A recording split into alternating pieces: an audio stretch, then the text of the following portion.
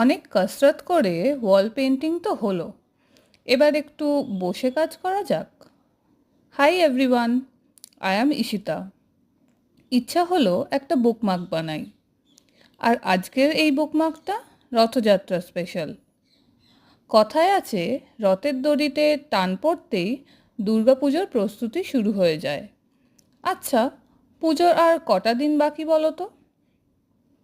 মনে আছে ছোটবেলায় আমাদের বাড়ির সামনে ইটের রাস্তা, বিকালে আমার সেই ছোট্ট রথটা টানার সময় জগন্নাথ ঠাকুর বারবার উল্টে যেত, আর আমি বারবার সেটাকে সোজা করে বসিয়ে দিতাম। এখন তো সিমেন্টের রাস্তা।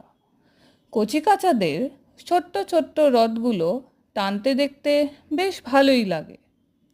আমার কাছে রথ মানেই পাঁপড়, ঘুগনি আর জিলিপি।